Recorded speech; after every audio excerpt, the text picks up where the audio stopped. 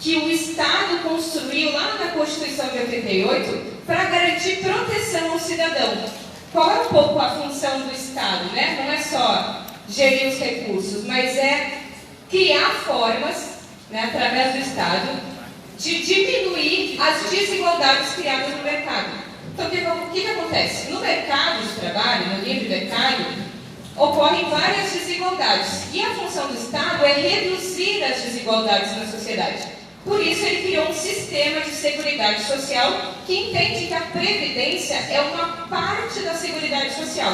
Então, o Estado tem que cuidar do cidadão quando ele não tem mais capacidade laboral, mas ele também tem que cuidar do cidadão quando ele não tem capacidade laboral porque se acidentou, porque tem auxílio maternidade, porque ele não tem mais possibilidade de trabalhar. E também para a saúde do cidadão, porque trabalhar também depende de condições de saúde.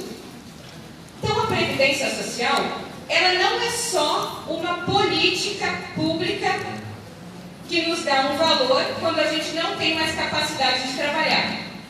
Ela é a maior política pública do Brasil. Ela não é, nós não estamos falando aqui de um serviço qualquer de Previdência Social. Nós estamos falando da maior política de distribuição de renda no Brasil. Isso faz muito sentido num país tão desigual como é o nosso. Então, mais do que, por exemplo, Bolsa Família e outras políticas sociais, a Previdência Social é o sistema que mais reduz desigualdades sociais. Se não fosse a Previdência, tal como ela é organizada hoje, a gente teria 23 milhões a mais de indivíduos na pobreza. Isso é 14% a mais da taxa de pobreza no Brasil. Então, a Previdência Social, ela ajuda a reduzir a pobreza extrema no Brasil. Ela tem uma função de reduzir desigualdades sociais. Grande parte dos municípios brasileiros sobrevivem de benefícios previdenciários. Ou seja, a Previdência ajuda a girar a economia de municípios pequenos, que dependem dos benefícios da assistência, da Previdência e da Seguridade Social como um todo.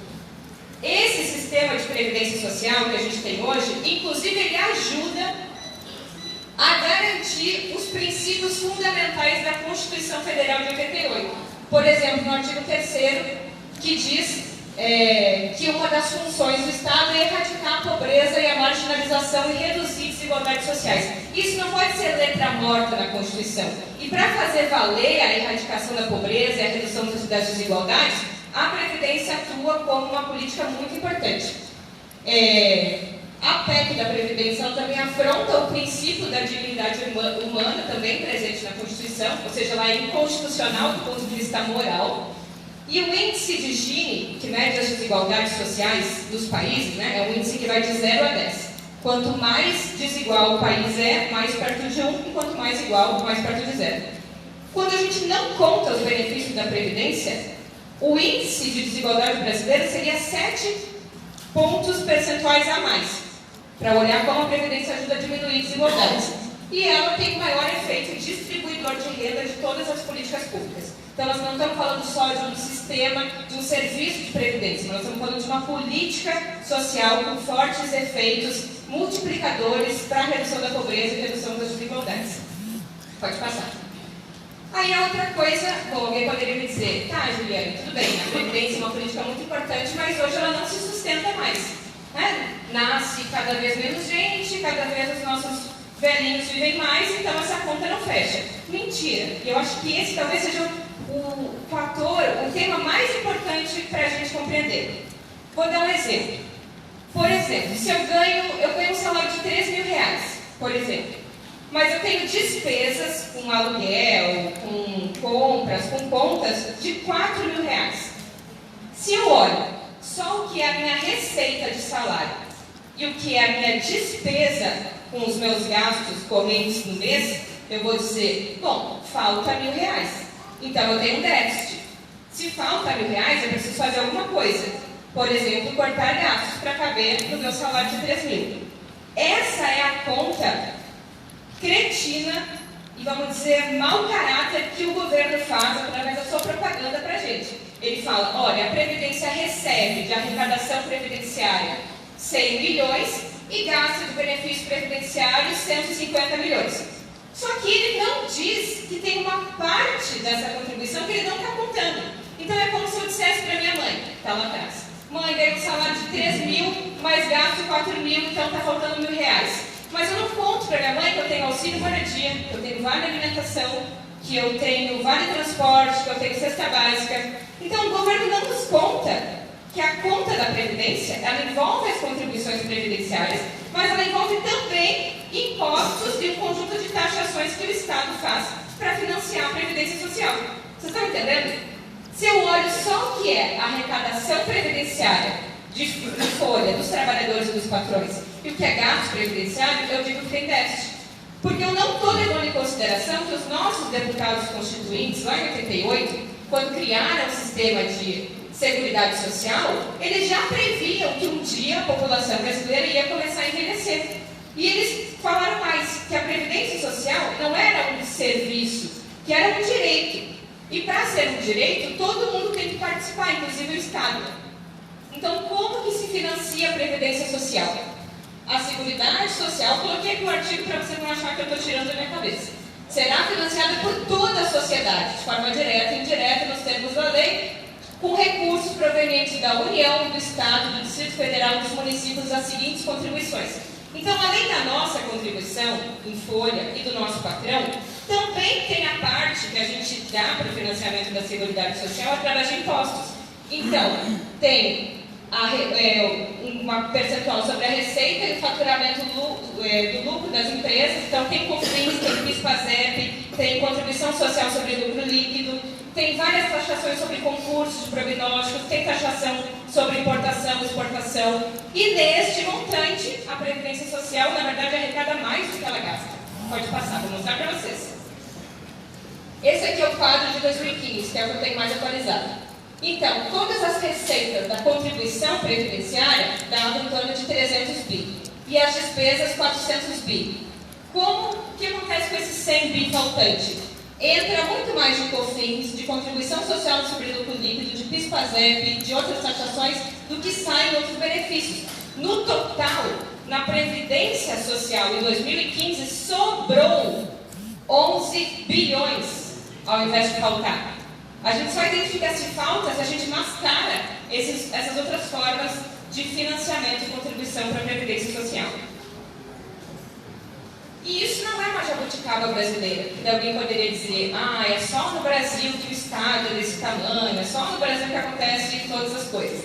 E eu queria trazer um mapa aqui para vocês, de que na verdade, vocês não vão enxergar, mas eu vou dizer. Depois, se alguém quiser, pode mandar um e-mail que eu mando a apresentação. Todos os países desenvolvidos do mundo, que de certa forma são espelhos de estado de bem-estar social, de redução das desigualdades sociais, adotam esse mesmo modelo. Então, na Dinamarca, por exemplo, 75% da fonte de financiamento da Previdência Social vem do Estado. Outros países, Irlanda, Suécia, Reino Unido, Itália, Finlândia, Portugal, Luxemburgo, Espanha, ou seja, esses países, na sua grande parte, a maior parte da contribuição da Previdência é do Estado. Então o Brasil não está fazendo uma coisa completamente diferente, adotando esse modelo de que o Estado, os patrões e os trabalhadores, de forma tripartite, contribuem no financiamento da Seguridade Social. Pode passar. Aí, eu acho que um outro jeito da gente pensar, e que pode soar até parecendo que a gente é meio idiota, se o governo diz que tem déficit na Previdência, como que ele retira 30% das receitas todo ano? Vocês já pararam para pensar? Isso não faz sentido. Que bom, se eu tenho um déficit, vou voltar no exemplo lá, se eu ganho 3 mil e gasto 4 mil, eu tenho supostamente um déficit de R$1.000, como que o meu irmão, por exemplo, pega 30% da minha renda emprestada todo ano se me falta ao invés de sobrar? Vocês entenderam isso? Talvez seja difícil, né?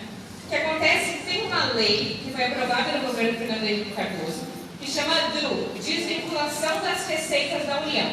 O que essa lei diz? Que até 2015, até 20% de toda a arrecadação da Seguridade Social brasileira pode ser desvinculada. Ou seja, na Constituição de 88, a gente vinculou gastos para a saúde, para a educação, para a Seguridade Social como um todo. Vocês já ouviram o governo dizer que ele fica amarrado no orçamento do Estado que é tudo gasto constitucional, inclusive o Paulo Guedes falou agora que vai desvincular tudo. Ou seja, hoje é lei, é obrigatório que parte do orçamento seja vinculado à saúde e educação. Como não sobra muito dinheiro para o governo usar em outras coisas, ele inventou essa DRU, ou seja, ele desvincula, ele tira do financiamento da Seguridade Social 30% todo ano para gastar aonde ele quiser. No Brasil, esse gasto é principalmente para pagar juros e amortizações da dívida pública.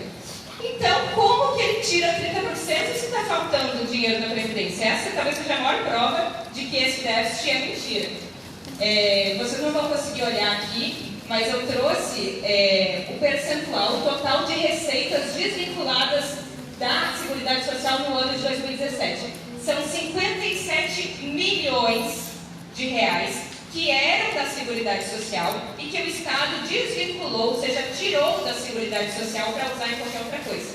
Hoje ele fala que mais ou menos o déficit está em 100, 120 milhões. Bom, grande parte do déficit poderia ser coberto só se ele não mexesse mais, não tirasse o dinheiro que é da Seguridade Social.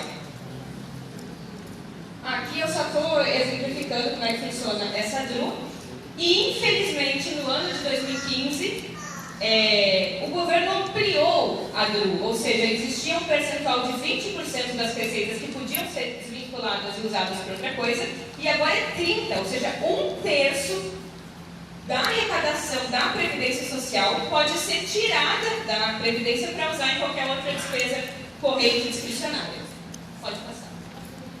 Aí eu queria trazer uns dados, porque eu acho que isso ajuda também a gente a olhar o peso da coisa, né? A Anfip, que é a Associação Nacional dos Auditores Fiscais da Receita, estima que o desvio das receitas da Seguridade Social, através dessa emenda, passou 34 bilhões em 2005 para 63 bilhões em 2014. Então, olha a quantidade de recurso anualmente desvinculado e retirado da Previdência.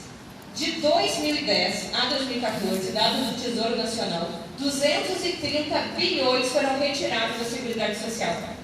Se esse dinheiro não tivesse sido retirado da Seguridade Social, a gente não teria, com certeza, os problemas fiscais que tem hoje.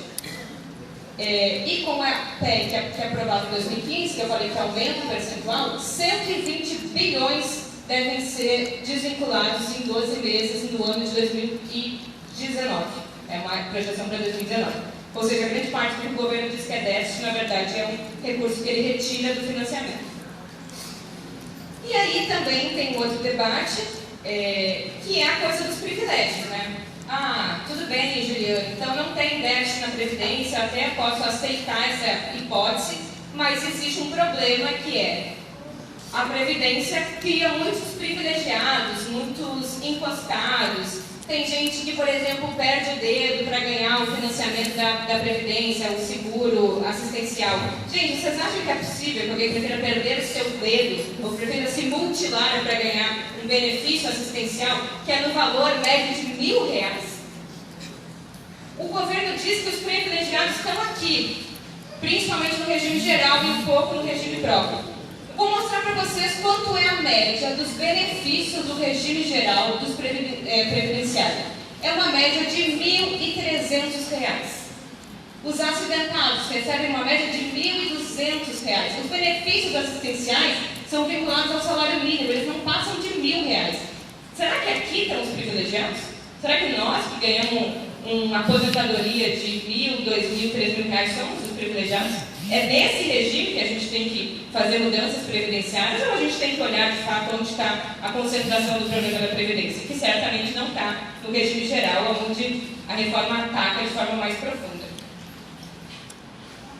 E aí eu queria entrar num outro tema para ir finalizando, que é a relação entre o mercado de trabalho e a Previdência. Então, quem olha hoje os dados da Previdência pode dizer o seguinte: mas está se aproximando, mesmo considerando o conjunto dos impostos que eu falei que formam o financiamento da Seguridade Social, mesmo assim, a cada ano, as despesas e as receitas estão chegando mais próximas, mostrando a possibilidade de ter um desequilíbrio. Então, a gente teria que reformar a Previdência para garantir que ela se sustentasse. Só que, na verdade, o problema do desequilíbrio ou do déficit que esse ano deve crescer na Previdência não é um problema da Previdência Social. Olha só que engraçado, a gente quer, como se fosse tapar o sol com a peneira. A gente quer mexer na Previdência Social para corrigir um problema que não está nela, que na verdade está no mercado de trabalho. Só faço o outro, que eu acho que é melhor explicar o outro antes. Não, volta. Então eu não salvei o slide, uma pena. Mas tem um gráfico que mostra que as receitas da União vêm crescendo, as receitas da Seguridade, e desde 2015 elas começam a cair. Aqui, ó. Vocês estão vendo aqui uma curva ascendente? Isso aqui são as receitas das contribuições sociais do governo para a Previdência Social. Aquele ponto ali que elas começam a cair é 2015. Então, na verdade, não é o gasto da Previdência que está aumentando. Não é porque a população de uma hora para outra ficou velha, porque todos os jovens de idade ativa morreram. Na verdade, não é o gasto que aumentou, é a receita que diminuiu. E por que a receita da Previdência vem diminuindo ano a ano? Porque a gente está passando pela maior crise econômica da história brasileira, porque o número de desempregados saltou de 4,5% para 13% de desempregados, porque o índice de informalidade em 2017 atingiu a marca de ser maior do que o índice de trabalhadores formais, pela primeira vez na história brasileira, e é isso que está prejudicando a Previdência Social. Não são os benefícios, não é o envelhecimento, não é a queda da taxa de natalidade. O que está gerando problema na Previdência Social é o mercado de trabalho. É porque os desempregados não contribuem, é porque os trabalhadores autônomos não contribuem ou contribuem com muito pouco, é porque os trabalhadores, a parte patronal dos autônomos não tem, é porque os trabalhadores estão cada vez mais na informalidade, porque os salários são cada vez mais baixos. O problema da Previdência, então, é o problema da desestruturação do mercado de trabalho. Porque se eu não sou um trabalhador formal, eu não contribuo com os meus de 8% a 11% para a Previdência, e nem os 20% patronal. Vocês entendem? Quanto mais trabalhador desempregado, menos arrecadação para a Previdência. Quanto mais trabalhador informal, menos arrecadação para a Previdência. Pode passar, quero mostrar. Não, volta. Aqui. Queria mostrar para vocês, olha esse dado que é alarmante. A pejotização, ou seja, aquele trabalhador que vira pessoa jurídica, de 1% da força de trabalho, gera uma perda de 1,5 bilhão para a Previdência Social. Se a gente for olhar individualmente, a cada um trabalhador, isso aqui é com base no salário médio, cada um trabalhador que deixa de ser CLT, esse registro formal em carteira de trabalho, e passa a ser MEI, microempreendedor individual, que contribui com 5%, a Previdência deixa de arrecadar R$ 3.700 por ano, por cada trabalhador. Então, é por isso que a gente afirma que a reforma trabalhista, na verdade, é que prejudicou a Previdência Social. E isso é um grande combo do governo, a construção de grandes reformas, que é para cada vez desestruturar mais o Estado de bem-estar social brasileiro. Ou seja, essas modalidades de trabalho, PJ, MEI, trabalhador informal, conta própria, autônomo, são essas modalidades sociais de trabalho que vão retirando recursos da Previdência Social. Então, o problema não está na Previdência, está no mercado de trabalho. A gente tem que ter política para geração de emprego, para formalização dos trabalhadores, para valorização do salário mínimo. E, infelizmente, nenhuma dessas políticas estão sendo faladas, citadas pelo governo Bolsonaro e a sua equipe econômica. Pode passar para a gente encerrar? Bom, a reforma do governo ela tem duas premissas fundamentais.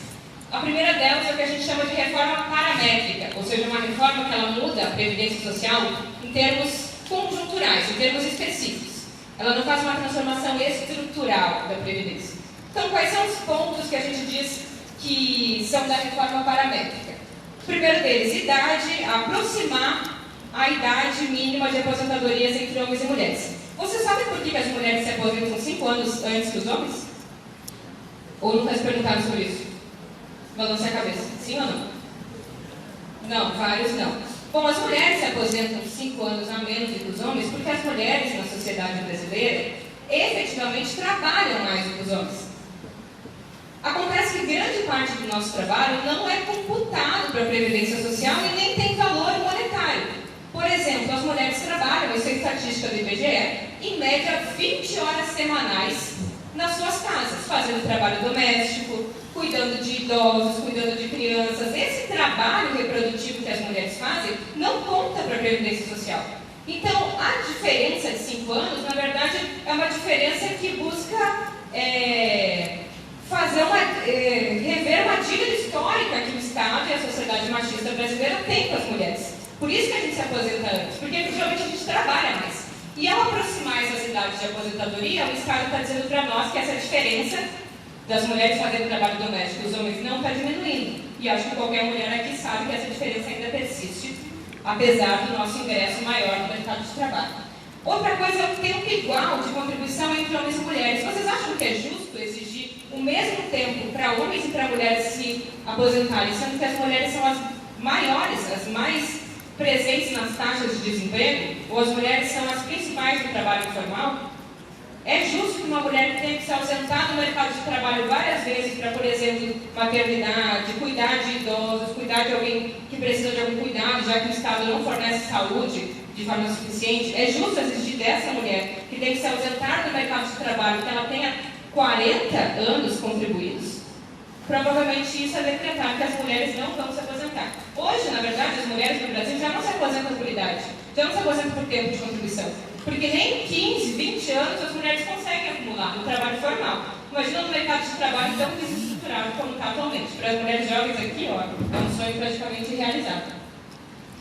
E aí existe essa reforma que eu falei que é paramétrica e também tem a reforma estrutural. Estrutural o quê? É uma mudança estrutural completa. É esse modelo de previdência social pública como um direito social, com financiamento solidário, de repartição, ou seja, o trabalhador urbano financia o trabalhador rural, o trabalhador jovem financia o trabalhador idoso, que isso é um sistema solidário, faz sentido num país desigual como é o Brasil. Esse sistema vai acabar e vai ficar cada um por si no tal sistema de capitalização. O que é o sistema de capitalização? Em primeiro lugar, se a gente adotar esse sistema, como o Guilherme falou, a Previdência Social de cara já perde 75% do seu financiamento. Porque parte disso é Estado e patrão. E no sistema de capitalização, você se vira, o seu patrão não vai mais contribuir e nem o Estado vai mais contribuir. Então, a gente já perderia grande parte dos recursos. Em segundo lugar, tem um risco muito grande, porque a gente não sabe o que vai acontecer com esses bancos, esses fundos de pensão que administram a nossa aposentadoria da vida toda.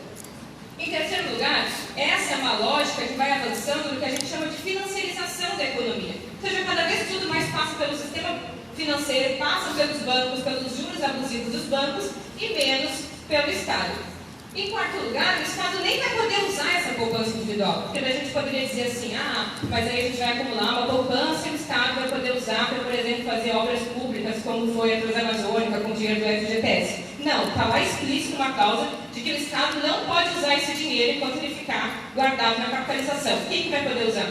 O banco, emprestando dinheiro para nós mesmos que vão pagar o triplo em juros. E por fim, esse sistema não garante que a gente tenha um salário mínimo quando a gente se aposentar. Ou seja, hoje é garantido que a gente tem um salário mínimo se a gente não conseguiu contribuir durante os outros anos ou com uma contribuição baixa. Aqui você vai ganhar o que efetivamente você conseguiu acumular durante a sua vida no seu fundo de pensão individual. Se isso for menos que o mínimo, dane-se. Só que o mínimo já é o mínimo, gente. Vocês imaginam alguém vivendo com menos do que o mínimo? As mulheres chilenas, como bem lembrado pelo Guilherme, recebem em média 40% do benefício quando elas se aposentam. Então elas têm um salário de R$1.000 e quando elas se aposentam elas vão receber 40% só dessa taxa de integralização. Isso é decretar a morte, ou seja, ninguém vai querer se aposentar nessa sociedade, porque se aposentar significa cair na miséria. Pode passar, por fim, para não me alugar. Então, não tem um problema fiscal, então não tem motivo para ter reforma da Previdência, porque a gente não tem um problema de déficit previdenciário. Em segundo lugar, o sistema de capitalização prejudica os trabalhadores e, mais uma vez, beneficia os bancos. E, em quarto lugar, em terceiro lugar, a gente não deveria mexer na Previdência Social em um período de crise, tá certo? A gente não faz reforma na Previdência no período de crise econômica, porque daí sim a Previdência vai aparentar ter problemas muito maiores do que ela tem, porque a gente está no período de crise. Em segundo lugar, mecanismos de cobrança da dívida poderia ser uma alternativa. O Paulo Guedes desfilou no Congresso esses tempos, dizendo assim, porque essa reforma vai gerar em um ano uma economia de 1 trilhão, em 10 anos, uma economia de 1 trilhão de reais. Aí todo mundo deve ter ficado pensando, nossa, 1 trilhão de reais em 10 anos.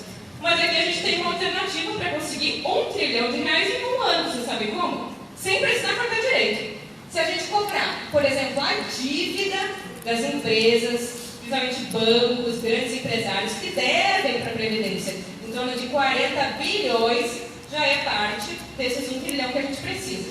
Depois, se a gente parar de desonerar o COFINS sobre a folha de pagamento, a gente arrecadaria em torno de 300 bi, foi o que a gente exonerou em 2017. E também a desoneração sobre PIS e contribuição social sobre o lucro líquido, mais quase 200 bi. E isso dá 1 trilhão em um ano, sem precisar mexer na aposentadoria de ninguém. Ou seja, a gente tem proposta, e a proposta passa por cobrança das dívidas e acabar com a farra das desonerações tão aplicadas que recaem tanto sobre a Previdência Social. Por fim, nós precisamos de política macroeconômica para o Brasil, principalmente para o mercado de trabalho. Ou seja, a gente precisa avançar na formalização, na valorização do salário mínimo, na criação de frentes de trabalho, na criação de emprego formal. Essas são medidas que não mexem nos nossos direitos e que contribuem para as contas da Previdência Social. E, por fim, um outro conjunto de reformas que favoreçam, que aumentem o financiamento fiscal do Estado, para que mesmo se um dia a Previdência tiver déficit, o Estado poder ter dinheiro para financiar, já que a Previdência não é um serviço ao direito. Por exemplo, reforma tributária, taxar dividendos, taxar a taxa sobre grandes heranças, que no Brasil é muito baixa, fazer uma reforma tributária no imposto de renda com alíquotas mais progressivas para quem ganha mais e desonerando o pagamento de quem ganha menos. Ou seja, existe uma alternativa. O caminho da retirada de direitos, que nos dizem que é um caminho obrigatório, a única solução possível é defender um lado. Isso aqui não é uma reforma técnica, isso é uma reforma política, isso aqui tem projeto. E o projeto é penalizar os trabalhadores, diminuir o peso do Estado e cada vez mais fortalecer os bancos e os patrões. Espero que eu tenha ajudado vocês a compreenderem um pouco isso. Depois eu posso deixar meu contato, quem quiser pode pegar os slides. Valeu.